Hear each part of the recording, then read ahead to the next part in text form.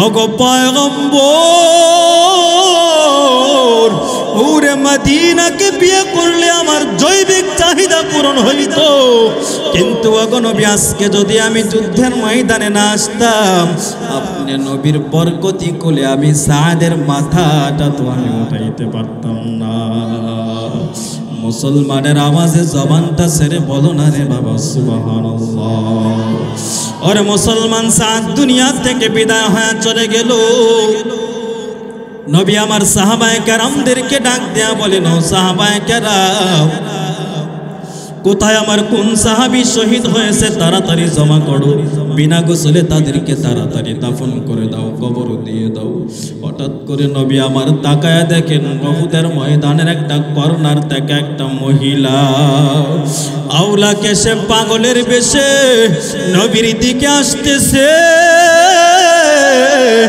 নবীর কাছে আয়েশা বলে, ওগো পয়গম্বর, সব সাহাবীদেরকে বিনা গোসলে কবর দিবেন, কিন্তু আপনার সাহাবী হানজালাকে বিনা গোসলে কবর দিবেন না গো নবী। নবী আমার ডাক দেয়া বলেন, কেন রে মহিলা, তোমার কি নাম, কি তোমার পরিচয়? বলে, ওগো নবী, আমি হলাম হানজালার একজন বিবি, গত রাতে বিয়ে করেছে, বাসর রাতে গোসল ফরজ হয়ে গেছে, কিন্তু আমি আপনি নবীর মায়ায় সে গোসল করে নাই। গোসল করার জন্য যখন গোসলখানার কিনারায় হযরতে হানজালা দাঁড়ায় গেল, হঠাৎ করে শব্দ শুনতে পায়, হাইয়া আলাল জিহাদ। নবী আমার যুদ্ধের ময়দানে চলে গেছে, কে আসো, তাড়াতাড়ি যুদ্ধের ময়দানে চলো। হানজালা আমার ডাক দিয়া বলি, বিবি তোর, ও বিবি তাড়াতাড়ি ধর, আমার লঙ্গিটা নে, একটা তরবারি আমার হাতে ধরায়া দে। আমি বললাম, স্বামী, গোসলটা করে পবিত্র হয়ে যুদ্ধের ময়দানে যাও।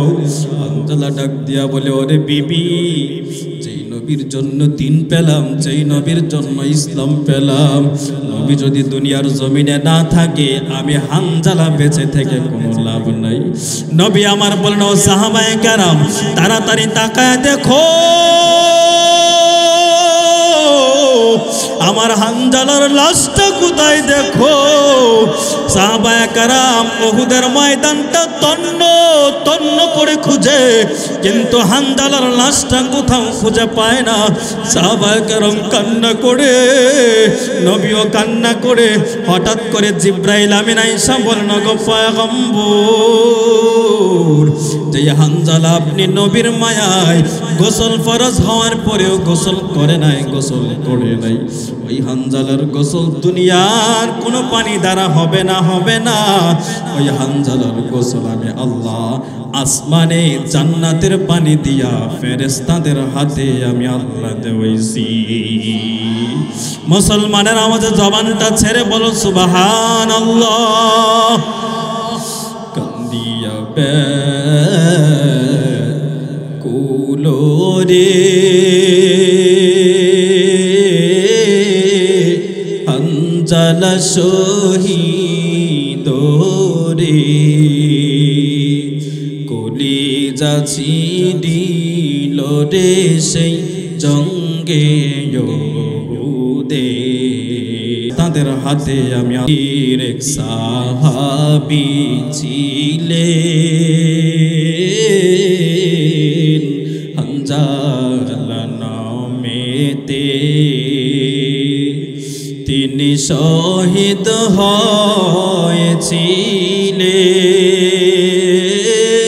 হয়েছিলেন বিবাহের রাতে রে গিয়ে জঙ্গে ইহুদে। নবীর ডাকে আধার রাতে কহেন বিবির তরে, বিয়ের রাত রে চল শিরনে, বিদায় দাওয়া মারে রে যাব জঙ্গে ইহুদে। যুদ্ধে গেলেন শহীদ হলেন নাপাক হালাতে, তে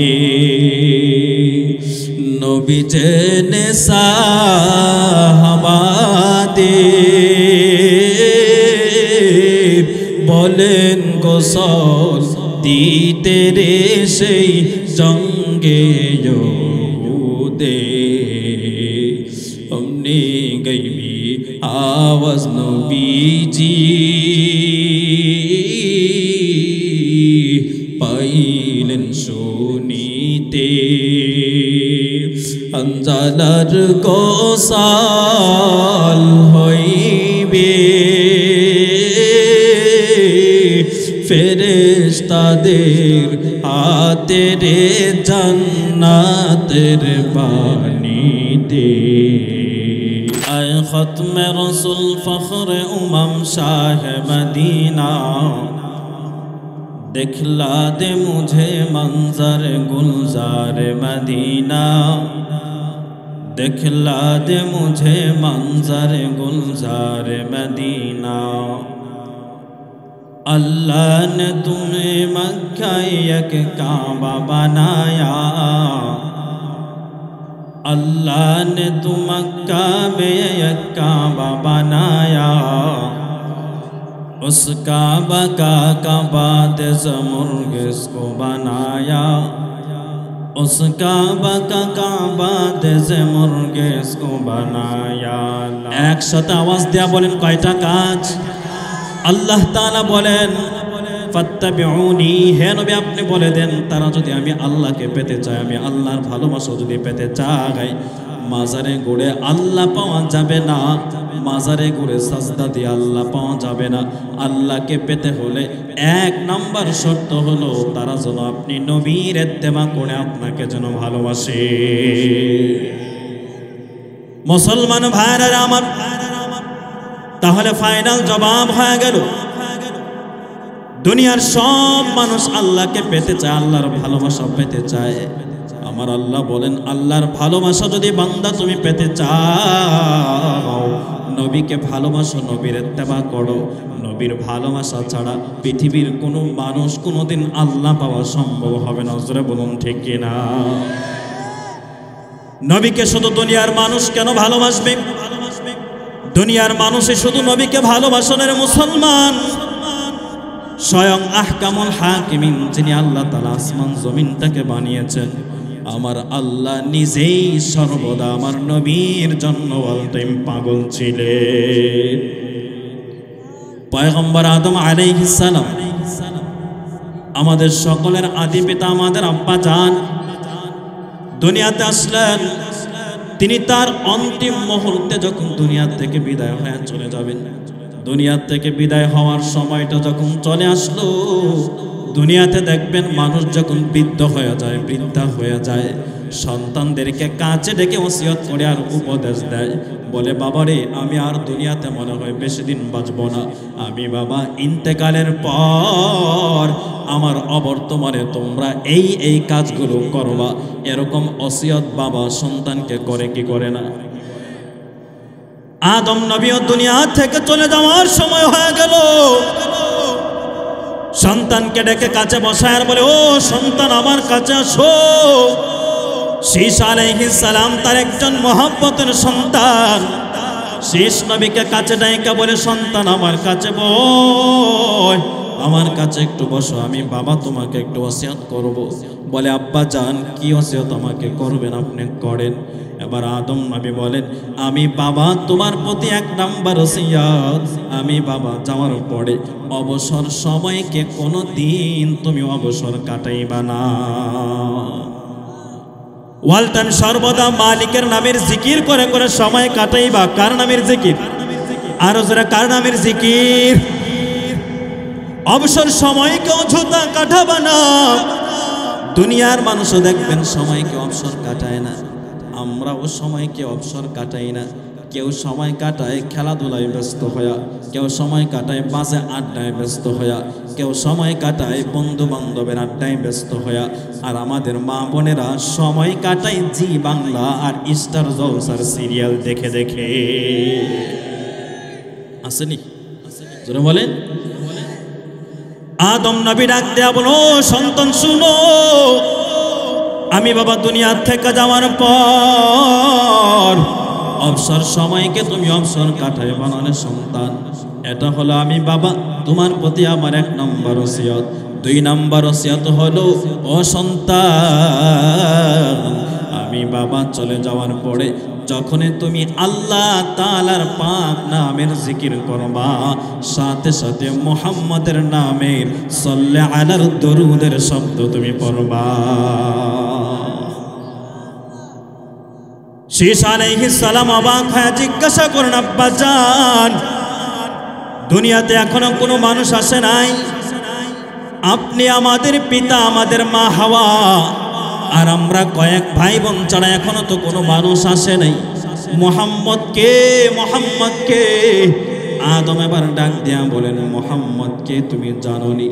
দুনিয়াতে যখন কাদামাটি দ্বারা আমি আদমের দেহটাকে আমার আল্লাহ বানাইলেন, আদমের দেহ বানানোর পরে একদল ফেরেশতা আল্লাহ পাঠাইলেন, যাও যাও আদমের দেহটাকে তাড়াতাড়ি জান্নাতে নিয়ে আসো। একদল ফেরেশতা আদমের দেহটাকে জান্নাতে নেওয়ার জন্য চলে আসলো। আদম নবী ডাক দেয়া বলো, সন্তান শুনো, যেই ফেরেশতারা আমি আদমের দেহটাকে নেওয়ার জন্য চলে আসলো,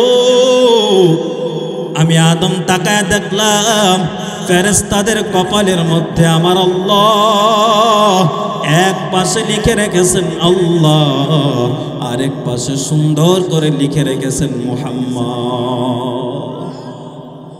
আদম নবী বলেন, এখানেই শেষ নয়, ফেরেশতারা আমাকে জান্নাতের গেইটের নিকটে নিয়ে চলে গেল। জান্নাতের গেইটের নিকটে নিয়ে যাওয়ার পর হঠাৎ করে আমার নজরটা জান্নাতের গেইটে পড়ে গেল। দুনিয়াতে দেখবেন মানুষ অট্টালিকা তৈরি করে, দুনিয়াতে মানুষ বিল্ডিং তৈরি করে, অনেক দালান কোঠা তৈরি করে, গেইটের মধ্যে সুন্দর করে লিখে রাখে রহিমা ভিলা, লিখে রাখে আব্দুর রহমান ভিলা। সন্তানের নামে বিল্ডিংয়ের নামকরণ করে, সন্তানের নামে অট্টালিকার নামকরণ করে, দোকানের নামকরণ করে। আদম নবী বলেন, জান্নাতের নিকটে যাওয়ার পর আমি আদমের নজরটা যখন জান্নাতের গেইটে পড়ে গেল, হঠাৎ করে আমি তাকায়া দেখি জান্নাতের গেইটের মধ্যে আমার আল্লাহ সুন্দর করে এক পাশে লিখে রেখেছেন আল্লাহ, আরেক পাশে লিখে রেখেছেন নবীর নাম মুহাম্মদ। জান্নাতের ভিতরে আমি ঢুকলাম, আমার সামনে জান্নাতের খাবার দেওয়া হলো। জান্নাতের খাবার দেওয়ার পর আমি জান্নাতের খাবারের গায়ে লেখা দেখি মুহাম্মদ। জান্নাতের দরওয়াজার দিকে আমি আদমের নজর পড়ে গেল।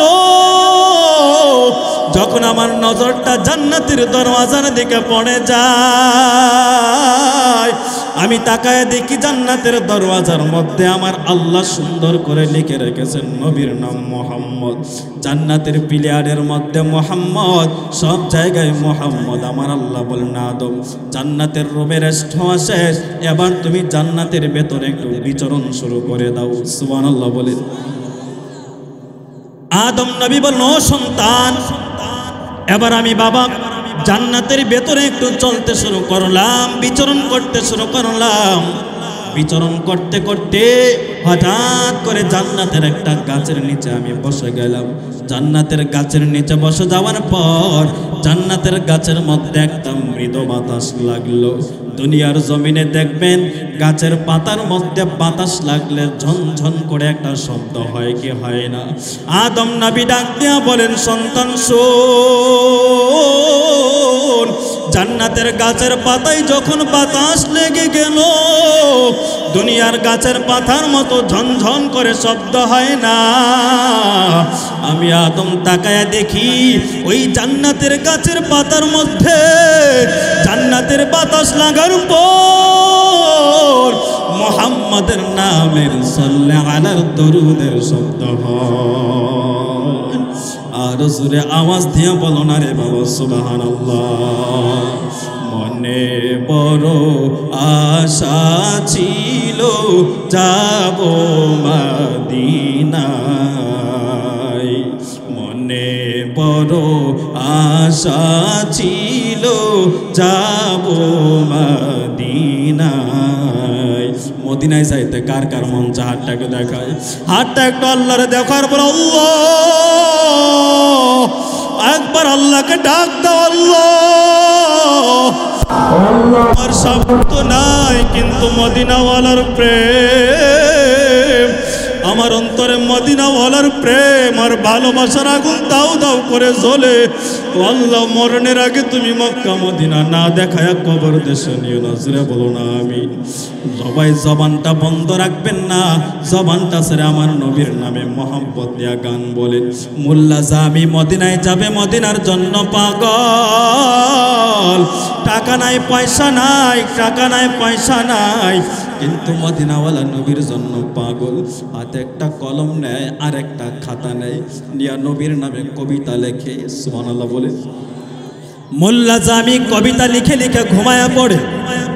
হঠাৎ করে তাকায় দেখি স্বপ্নের মধ্যে মদিনাওয়ালা নবী মোল্লা জামির ঘুমে হাজির।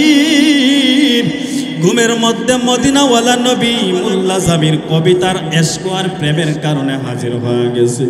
এজন্যে বাবা যুবক, কাঁচা বাদামের গান তুমি কতই না ভাইরাল করলা, ফাইটটা যায় গান বাবা তুমি কতই না বললা রে বাবা। আমার নবীর নামে প্রেম দিয়া মোহাব্বত দিয়া একটা গান বলতে রাজি আছি তো ইনশাআল্লাহ। সবাই একসাথে আমার সাথে বলেন, মনে বড় আশা ছিল যাব মদিনা। একটা জবান বন্ধ রাখবেন না। মনে বড়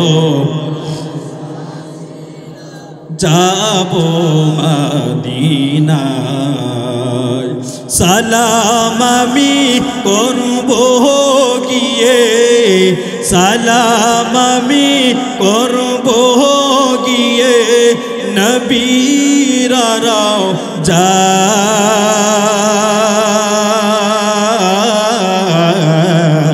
মনে বড় আশা ছিল যাব মদিনায়,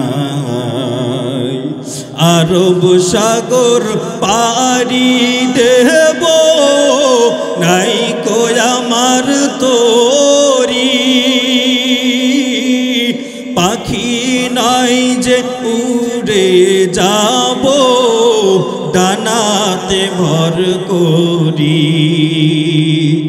আরব সাগর পাড়ি দেব, নাই কো আমার তোরি, পাখি নাই যে উড়ে যাব, ডানাতে ভর করি। আশায় আছে সম্বল নাই, আশায় আছে সম্বল নাই, করি কিও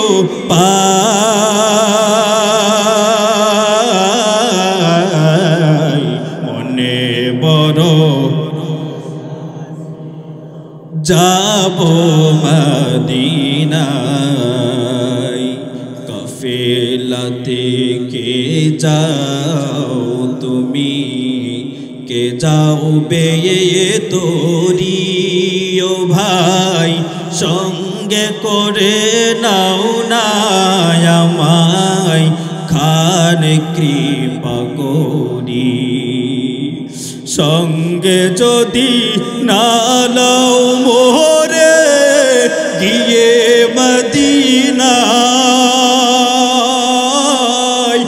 এই গরিবের সালাম দিও, মদিনার বাদশাহ। বলেন, সঙ্গে করে না লাও মোরে, গিয়ে মদিনায়, এই গরিবের সালাম দিও, মদিনার বাদশাহ। আশায় আছি সম্বল নাই, আশায় আছি সম্বল নাই, করি কিও পাই। মনে বড়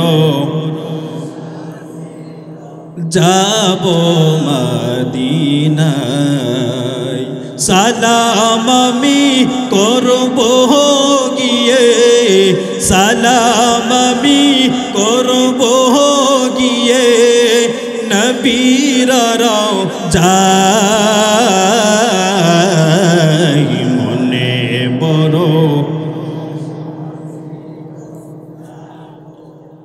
মুসলমান ভাইরা আমার, আদম নবী ফেরেশতাদের কপালে লেখা দেখে আল্লাহ, জান্নাতের গেইটে লেখা দেখে আল্লাহ, জান্নাতের খাবারে, জান্নাতের রুমে, জান্নাতের গাছের পাতায় আল্লাহ আল্লাহ, সব জায়গায় মুহাম্মদের নাম দেখে আদম নবী আবার আল্লাহকে বলে, ও মালিক, দুনিয়াতে আমি আদম আসার আগে কেউ তো এখনো পর্যন্ত আসে নাই। আল্লাহ, সব জায়গায় মুহাম্মদ মুহাম্মদ, এটা কি আমি জানতে চাই মুহাম্মদটা কে। এবার আমার আল্লাহ ডাক দেয়া বলে, আদম, মুহাম্মদকে জানো? মুহাম্মদ হলো আমার পেয়ারা বন্ধু। মানব কল্যাণে আমি আল্লাহ লক্ষাধিক নবী রাসূল দুনিয়াতে পাঠাবো। সব নবীরা দুনিয়াতে যাওয়ার পর আমি আল্লাহকে রাজি করার জন্য পাগল থাকবে। আদম নবী 300 বছর কান্না করলো আমার আল্লাহকে রাজি খুশি করার জন্য। মূসা নবী নমরুদের হাতে ধাওয়া খেলো আল্লাহকে রাজি করার জন্য। ইব্রাহিম নবী নমরুদের আগুনে পড়লো আমার আল্লাহকে রাজি করার জন্য। ও আদম, সব নবীরা আমি আল্লাহর জন্য পাগল, আর আমি আল্লাহ নিজে স্বয়ং মুহাম্মদের জন্য পাগল। আরো জোরে আওয়াজ দেয়া বলো না রে বাবা সুবহানাল্লাহ। বলে, আদম রে, দুনিয়ার সব নবীরা আমি আল্লাহর জন্য পাগল, আর আমি আল্লাহ নিজে মুহাম্মদের জন্য পাগল। সুবহানাল্লাহ বলে। তাহলে আল্লাহ নবীকে ভালোবাসতেন কম না বেশি? আরো যারা কম না বেশি? আমরাও নবীকে ভালোবাসবো কম না বেশি? আরো যারা আওয়াজ দিয়ে বলতে হবে কম না বেশি? হযরত ওমর নবীর কাছে দাঁড়ায় বলে, ইয়া রাসূলুল্লাহ, আমি আপনাকে অনেক বেশি ভালোবাসি। বলে, কেমন ভালোবাসো? বলে, আমার মা, আমার বাবা, আমার সম্পদ, আমার সন্তান, সব কিছু থেকে বেশি ভালোবাসি। নবী বলেন, এখনো খাঁটি মুমিন হতে পারো নাই। ইয়া রাসূলুল্লাহ, কি করলে খাঁটি মুমিন হতে পারবো আমাকে একটু বলে দেন। সুবহানাল্লাহ বলেন। নবী বলেন, ওমর, লা ইউমিনু আহাদুকুম হাত্তা আকুনা হাব্বা ইলাইহি মিন ওয়ালিদিহি ওয়া ওয়ালাদিহি ওয়ান নাসি আজমাইন। যতক্ষণ না পর্যন্ত তুমি তোমার নিজের জান, তোমার মাল, তোমার সম্পদ, তোমার সন্তান, এমনকি তামাম পৃথিবীর সব কিছুর থেকে আমার নবীকে বেশি ভালোবাসতে পারবা না, ততক্ষণ পর্যন্ত খাঁটি মুমিন হওয়া সম্ভব। হযরত ওমর বলেন, ইয়া রাসূলুল্লাহ, আল্লাহ, যেই মালিকের হাতে আমি ওমরের প্রাণ, সে আল্লাহর নামে শপথ করে বলছি, এই মুহূর্ত থেকে আমি ওমর আপনি নবীকে আমার জীবনের চেয়েও বেশি ভালোবাসা শুরু করে দিয়েছি। মুসলমান, আর আপনার আমার ভালোবাসা, সাহাবায়ে কেরাম নবীকে ভালোবাসতেন নিজের জীবনের চেয়েও বেশি। আর আমরা আমাদের ভালোবাসা কাদের সাথে বেশি? এমন এমন মানুষের সাথে আমার আপনার ভালোবাসা, জীবনে যারা আপনার আমার নামও জানে না। আসেনি এখানে নেইমার আর মেসির ভক্ত? আছে না নাই? আচ্ছা যুবক, একবার বলো তো, আমি আপনাদেরকে লজ্জা যাওয়ার জন্য বলছি না, একটা প্রশ্ন তোমাদের কাছে করছি। প্রশ্নটা হলো, দুনিয়াতে অনেক মানুষ নেইমারের জন্য পাগল, মেসির জন্য পাগল, আছে না নাই? তাদের জন্য মারামারি করে জীবনও দিয়েছে, এরকম ঘটনা সোনার বাংলায় আছে না নাই? আছে। আচ্ছা বলেন, যেই মেসি আর নেইমারের জন্য আপনি পাগল, ঢাকার যুবকেরা পাগল, ওই নেইমার আর মেসি তো আপনার এলাকা বাড্ডা, এটা তো জানে। আপনার নাম জানে, বাবার নাম জানে। আরে নাম, বাবার নাম, এলাকার নাম তো দূরের কথা, অনেক সময় দেশের নামটাও জানে না। ম্যারাডোনার জন্য মারামারি করে এক লোক মইরা গেছে, ইন্টারন্যাশনাল ভাবে নিউজটা ছাপা হয়েছে পুরা দুনিয়ায়। ম্যারাডোনা পত্রিকার পাতা হাতাই পেয়ে বলে, আহারে, বাংলাদেশ নামে একটা দেশও আছে, ওই দেশের মধ্যে আমার জন্য মারামারি করে একজন মইরাও গেছে। এর আগে জানতোই না বাংলাদেশ নামে পৃথিবীর মানচিত্রে কোনো দেশ আছে। অথচ যেই নবীকে তুমি কষ্ট দাও, তোমার নবী কি করেন? নবী আমার বলেন, দুনিয়াতে আমরা এসে কান্না করি, নবী আমার বলেন, উম্মতি উম্মতি। দুনিয়াতে মানুষ এসে নিজের চিন্তা করে, সন্তানের চিন্তা করে, আর আমার নবী উম্মতের চিন্তা করে। সুবহানাল্লাহ বলেন। তাহলে আসুন হাদিস থেকে সাহাবায়ে কেরাম আমার নবীকে কি পরিমাণ ভালোবাসতেন একটা ঘটনা বলে আমি আমার আলোচনা শেষ করব। রাজি আছেন সবাই ইনশাআল্লাহ? আল্লাহর নবীর একজন প্রিয় সাহাবী, তার নাম হলো হযরতে সাদ রাদিয়াল্লাহু তাআলা আনহু। বলুন নামটা কি? নাম শুনছেননি?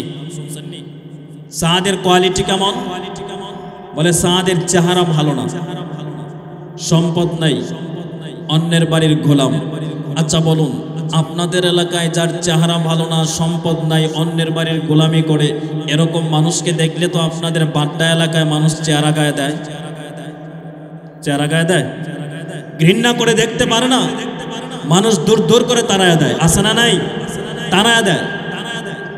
তো হযরতে সাদ রাদিয়াল্লাহু তাআলা আনহু একদিকে হলো কালো, আরেক দিকে গোলাম, আরেক দিকে হত দরিদ্র।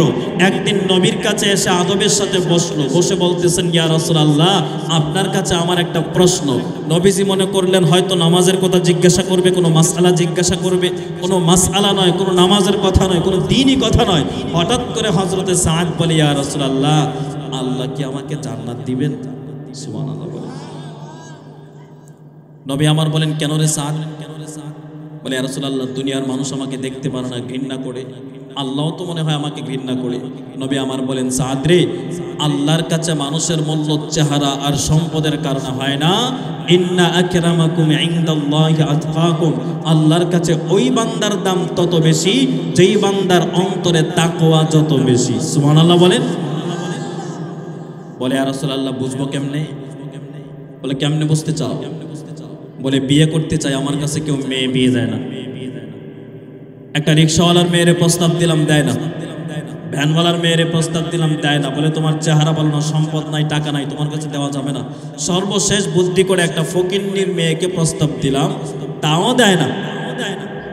নবীজি মুচকি হেসে বলেন, সাদ, টেনশনের দরকার নেই, যাও এই মদিনার সবচেয়ে ধনাঢ্য ব্যক্তি শিল্পপতির মেয়েকে তুমি বিয়ে করবা। সুবহানাল্লাহ বলেন। সাদ নিচের দিকে তাকায় কান্না করে। নবী বলেন, কেন কাঁদো? বলে, কাঁদি কি আর সাদে? যার কাছে ফকিন্নির মেয়ে দেয় না, আপনাদের এলাকার কোনো মানুষ যদি কয়, যা টেনশন করিস না, তোরে প্রধানমন্ত্রী মেয়ে বিয়ে করাইয়া দেবে। আচ্ছা বলেন, এটা কি যেমন তেমন মস্করা? অনেক বড় ঠাট্টা। হযরতে সাদ বলেন, এতদিন পর্যন্ত মানুষ আমাকে ঠাট্টা করতো, আমি মেনে নিতে পারতাম, এবার নবী আমাকে ঠাট্টা করে। আমার নবী বলেন, সাদ রে, আমি ঠাট্টা করি না, মস্করা করি না। ইন হুয়া ইল্লা ওয়াহয়ু ইউহা, মুহাম্মদের জবান থেকে ওই কথাই বের হয়, আল্লাহর পক্ষ থেকে যেই কথা ওহি হয়। সুবহানাল্লাহ বলেন। যাও যাও, তুমি ওই বড়লোকের বাড়িতে, শিল্পপতির বাড়িতে চলে যাও। তার একটা মেয়ে আছে, এই মেয়ের উপাধি হলো হুরে মাদিনা, মানে বর্তমানে বিশ্ব সুন্দরী। মুসলমান ভাইরা আমার, হযরতে সাদ রাদিয়াল্লাহু তাআলা আনহু আল্লাহর নবীর কথা শুনে আবার ওই বড়লোকের বাড়ির দিকে রওনা করলো। বড়লোকের বাড়ির কিনারায় যখন সাদ রওনা করলো, বের হয়ে গেল। বড়লোকের বাড়ির কিনারায় যাওয়ার পর দরজার বাহিরে দাঁড়ায় একটা সালাম দিল, আসসালামু আলাইকুম ওয়া রাহমাতুল্লাহ। ঘর থেকে আল্লাহর বান্দা বাড়িওয়ালা আস্তে করে বের হয়ে চলে আসলো। বের হয়ে দেখে কালো চেহারা, বিশ্রী চেহারার একটা যুবক তার সামনে। আনহুকে জিজ্ঞাসা করে, যুবক, তুমি কোথা থেকে আসছো? তোমার কি নাম? বলো, কেন আসছো বলো। হযরতে সাদ রাদিয়াল্লাহু তাআলা আনহু বলার আগে নিজের জুতাটাকে হাতে রেডি করে রেডি হয়ে গেছে, যদি দৌড়ানি দেয় দৌড় দিতে হবে। তো সুবহানাল্লাহ বলেন। বলতে চাই, বারবার জিজ্ঞাসা করে, কেন আসছো বলো বলো, কিন্তু হযরতে সাদ জবান দিয়া কোনো কথা বলে না, চুপ করে দাঁড়ায় আছে, কারণ সাহস পায় না বিশ্ব সুন্দরী শিল্পপতির মেয়েকে প্রস্তাব দেবে, এটা তার সাহস হয় না। কিন্তু একটা সাহস অন্তরে আছে, আমি তো নিজে থেকে আসি নাই, আমাকে পাঠিয়েছেন রাহমাতুল লিল আলামিন। সাদ ডাক দেয়া বলে, আব্বা জান, আমি মদিনার নবীর দরবার থেকে আপনার কাছে আসলাম। বলে, কেন আসছো? বলে, আপনার নাকি একটা সুন্দরী রূপসী একটা মেয়ে আছে, আল্লাহর নবী বলেছেন আপনার মেয়েটাকে আমি সাদের কাছে বিয়ে দেওয়ার জন্য। এবার আল্লাহর বান্দা ডাক দেয়া বলে, যুবক, আমার মেয়ের গেটআপ কি তুমি জানো? আমার মেয়ের কি গেটআপ তুমি জানো না? তুমি আমার মেয়েকে প্রস্তাব দেওয়ার আগে নিজের চেহারাটা কি ভালো করে আয়নায় দেখেছো নাকি? হযরতে সাদ বলে, আমার চেহারা দেখার দরকার নাই, দিলে দেন না দিলে গেলাম, আমার তো বিয়ে করার কোনো শখ নাই। মুসলমান ভাইরা আমার, দিলের কানটা নরম করে ঘটনাটা শুনো। হযরতে সাদ আবার বাড়ির দিকে রওনা করলো, রাহমাতুল লিল আলামিনের দরবারে রওনা। ঘর থেকে আল্লাহর বান্দার সুন্দরী মেয়েটা বের হয়ে বলে, আব্বা জান, কিছুক্ষণ আগে আপনি একটা যুবকের সাথে কথা বলতেছিলেন, কি কথা বলতেছিলেন বলেন? বলে, মা বলিস না বলিস না, কোথা থেকে একটা যুবক আসে তোর বিয়ের প্রস্তাব দিল, আপনি কি বলেছেন? বলে, না দেব না। কেন দেবেন না? বলে, তার সম্পদ নাই, চেহারা ভালো না, অন্যের বাড়িতে কাজ করে, গায়ের জামাও ভালো না, পোশাকও ভালো না। এবার মেয়েটা ডাক দিয়া বলে, আব্বা জান, যদিও যুবকের চেহারা ভালো না, সম্পদ নাই, গায়ের পোশাক ভালো না, যুবকটা তো নিজে থেকে আসে নাই, এই যুবকটা তো এসেছে রাহমাতুল লিল আলামিন, রাহমাতুল লিল আলামিন দু জাহানের সরদার পয়গম্বর নবীর দরবার থেকে যুবকটা এসেছে। যদিও তার কোনো সম্পদ নাই, চেহারা ভালো না, আল্লাহ নবীর প্রস্তাবে আমি মেয়ে তাকে বিয়ে করার জন্য রাজি হয়ে গেলাম। মুসলমান ভাইরা আমার, এবার ডাক দেয়া বলে, সাদ যাও যাও, নবীকে গিয়ে বলো আমার মেয়ে তোমাকে বিয়ে করার জন্য রাজি হয়ে গেছে। হযরতে সাদ এবার আনন্দ মনে মুস্কি হেসে হেসে নবীর দরবারে রওনা। এমন ভাবে হেসে হেসে আমি নবীর দরবারে রওনা করি, নবী আমার দূর থেকে তাকায় দেখে সাদের চেহারায় মুস্কি মুস্কি হাসি দেখা যায়। কাছে আসার পরে নবী বলেন, সাদ কেন হাসো? বলে, ইয়া রাসূলুল্লাহ, যেই কারণে পাঠিয়েছিলেন কারণ তো হয়ে গেছে। সুবহানাল্লাহ বলে। এবার নবী ডাক দেয়া বলো, সাদ এত হাসার দরকার নাই, এত আনন্দের দরকার নাই, দরকার নাই। ও সাদ বলো, বিয়ে করার জন্য মেয়ে পেয়েছো, তোমার কাছে টাকা আছে নাকি বলো? শুধু মেয়ে পাইলেই তো চলবে না, মহরনা দিতে হবে, শাড়ি গহনা দিতে হবে, টাকা দাও। হযরতে সাদ ডাক দিয়া বলেন, গো পয়গম্বর, এই যে আমার গায়ে একটা ছেঁড়া জামা দেখতেছেন, এই জামাটা ছাড়া আমার আর কোনো সম্পদ নাই গো নবী।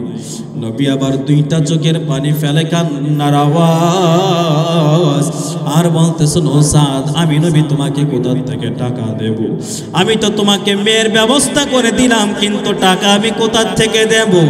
নবী আমার হাউমাউ করে কান্না করে আর বলে, ও সাদ, টাকার অভাবে, খাবারের অভাবে আমি নবীর চুলায় একাধারে 3 দিন পর্যন্ত আগুন জ্বলে না। ওরে সাদ, আমি তোমার টাকা কোথা থেকে দেব? আল্লাহর নবীর কান্না দেখে উপস্থিত সাহাবীদের মধ্য থেকে নবীর একজন সাহাবী হযরত উসমান লাভ মেরে দাঁড়ায় পড়লেন, গো পয়গম্বর, কান্না করার কোনো দরকার নাই, এই সাদের সমুদয় বিবাহের খরচা আমি নিজে দিয়ে দিলাম। সাদের মনে আনন্দ কম না বেশি? অনেক বেশি। যেই বান্দা ফকিন্নির মেয়ে পায় না, ঘটনাক্রমে শিল্পবতীর মেয়ে পেয়ে গেল, আবার হুরে মাদিনা বিশ্ব সুন্দরী। হযরতে সাদের মনে আনন্দ, আনন্দ নিয়ে সাদ বাজারে রওনা।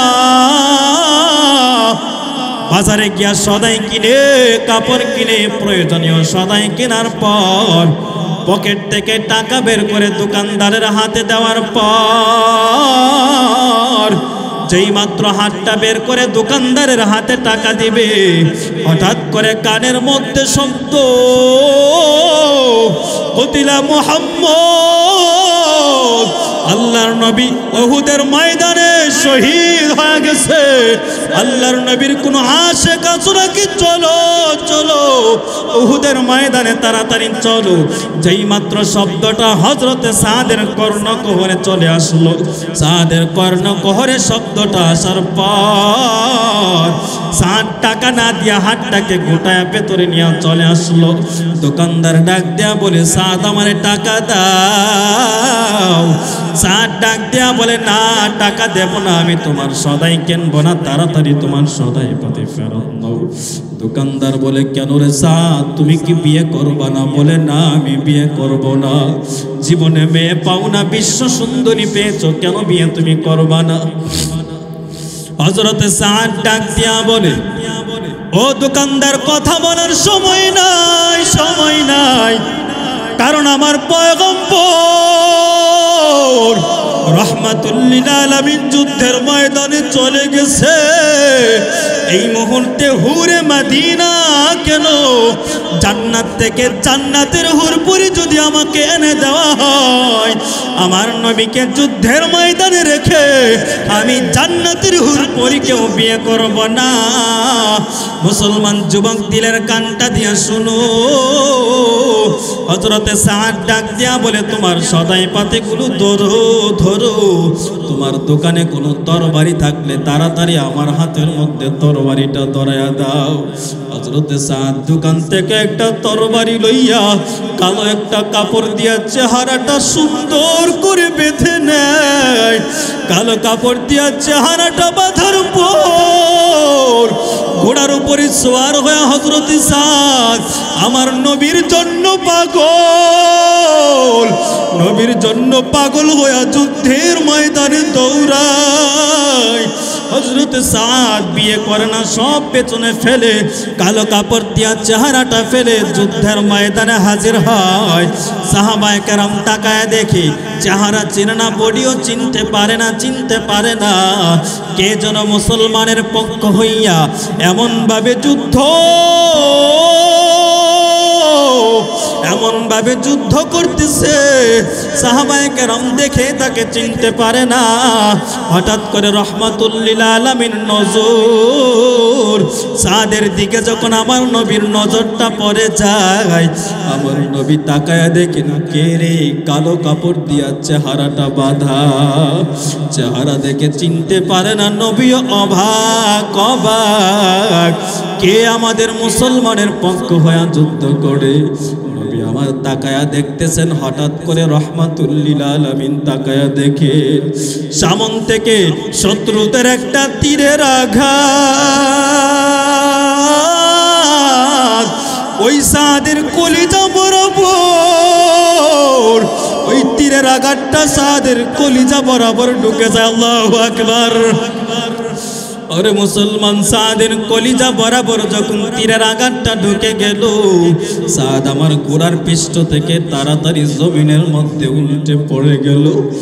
নবী আমার দৌড়াইয়া সাদের কাছে এসে হাজির হয়। নবী আমার টান দিয়া কালো কাপড়টা সরায়া তাকায়া দেখি আমার সাদ যুদ্ধের ময়দানে চলে আসছে।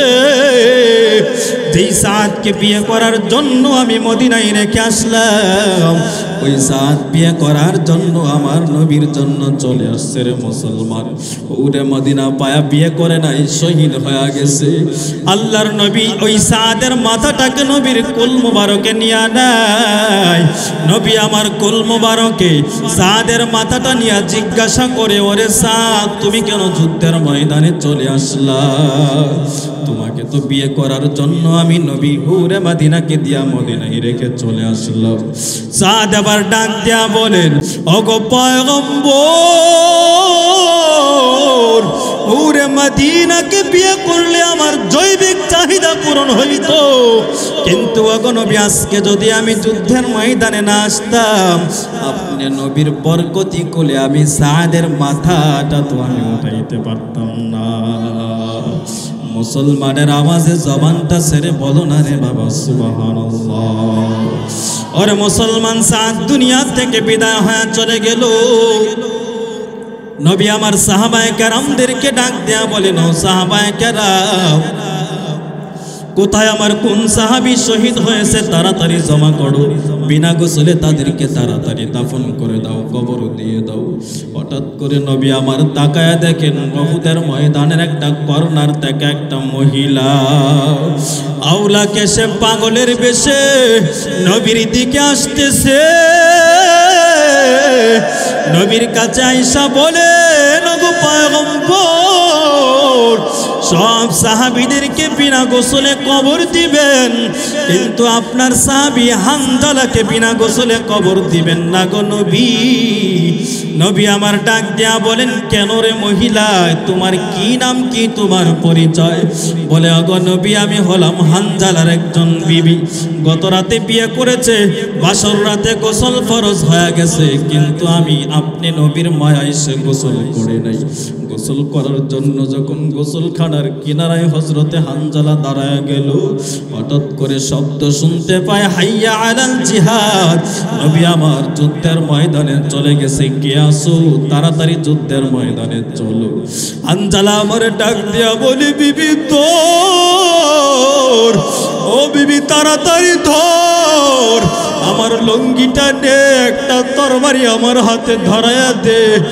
আমি বললাম, স্বামী, গোসলটা করে পবিত্র হয়ে যুদ্ধের ময়দানে যাও। হানজালা ডাক দিয়া বলে, ওরে বিবি, যেই নবীর জন্য দিন পেলাম, যেই নবীর জন্য ইসলাম পেলাম, নবী যদি দুনিয়ার জমিনে না থাকে, আমি হানজালা বেঁচে থেকে কোনো লাভ নাই। নবী আমার বললেন, ও সাহাবায়ে কেরাম, তাড়াতাড়ি তাকায় দেখো, আমার হানজালার লাশটা কোথায় দেখো। সাহাবায়ে কেরাম উহুদের ময়দানটা তন্ন তন্ন করে খুঁজে, কিন্তু হানজালার লাশটা কোথাও খুঁজে পায় না। সাহাবায়ে কেরাম কান্না করে, নবীও কান্না করে। হঠাৎ করে জিব্রাইল আমিন আয়েশা বলেন, গো পয়গম্বর, যে হানজালা আপনি নবীর মায়ায় গোসল ফরজ হওয়ার পরেও গোসল করে নাই, গোসল করে নাই, ওই হানজালার গোসল দুনিয়ার কোনো পানি দ্বারা হবে না, হবে না। ওই হানজালার গোসল আমি আল্লাহ আসমানে জান্নাতের পানি দিয়া ফেরেশতাদের হাতে আমি আল্লাহ দেওয়াইছি। মুসলমানের আমাদের জবানটা ছেড়ে বলো সুবহানাল্লাহ। কান্দিয়া কুলো রে হানজালা শহীদ রে, কলিজা ছিঁড়িল রে সেই জঙ্গে ইহুদে। নবীর এক সাহাবী ছিলেন হানজালা নামেতে,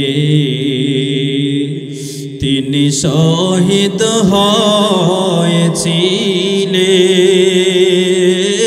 হয়েছিলেন বিবাহের রাতে রে গিয়ে জঙ্গে ইহুদে। নবীর ডাকে আধার রাতে